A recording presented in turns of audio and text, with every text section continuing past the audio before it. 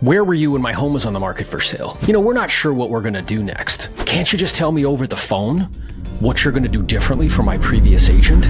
These are all things that you'll hear from expired listings if you make the commitment to calling them. I personally did. It was a wonderful source of business. I listed over 100 homes one year and 75 were expired listings.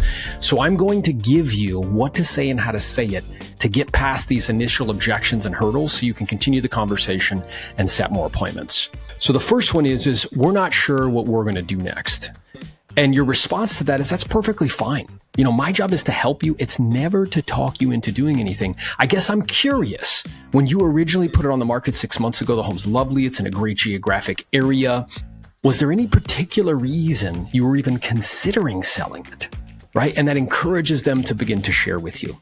The second one that you're going to hear frequently is we're going to relist it with the same agent. And if they say that to you, you're like, yeah, okay. I mean, I know that you have options at your disposal. You know, I got to be honest with you. It's really rare that somebody sit on the market for 6 months, not sell and relist with the same agent. I guess I'm curious for my own knowledge. Were you happy with the level of offers that you were receiving on the home? And then just smile, because more likely than not, they didn't receive offers. And they'll say, well, no, we actually didn't receive any offers. Wait a minute. You mean to tell me that you were on the market 6 months with no offers? Well, I certainly don't need to tell you that prior to getting caught up in another multi-month contract that could cost you time and money, it definitely makes sense to get a second opinion just to make sure you're making the best choice this time, and then move on to the next question. The third one that you're going to hear very frequently is, where were you when my home was on the market for sale? And it's like, listen, I appreciate you asking that. I know underneath that is you thinking to yourself like, oh, these agents are just calling me because they're interested in the listing. And the truth is, when sellers like yourself hire me for the job of helping them get their home sold, I spend all of my time, energy, effort, and resources helping them to sell their home, because that's what you'd expect your agent to do, right? Would you want the agent that you hire to sell your home spending all their time and energy and effort to try to help other people sell theirs? Probably not. Whether it's me or any other agent that you would consider for the job this time around, it's really about, do they know exactly what to do to go out and find a buyer once you hire them for the job?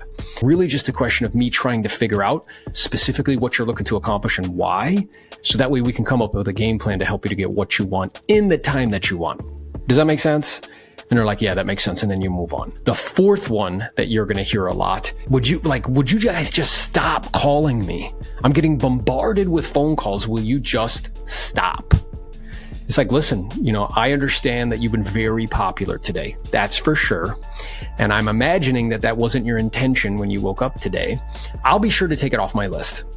You know, I'm wondering though, while I have you on the phone, your home's lovely, it's in a great geographic area. When you had originally put on the market, was there any particular reason you were even considering selling it? Right? So by saying, I'll be sure to take it off my list, kind of disarms them. And then we ask another question and continues the conversation. And then the last one that you're going to hear a lot is, can't you just tell me what you are going to do differently? And it's like, listen, I'd love to be able to just share that with you over the phone. At the same time, I wouldn't be able to demonstrate and prove to you specifically what it is that we're doing, right? That is helping sellers in this challenging market, just like you, accomplish their goals and objectives. It's very difficult for me to give you a very clear picture, you know, without physically seeing the property, because that is certainly part of the equation.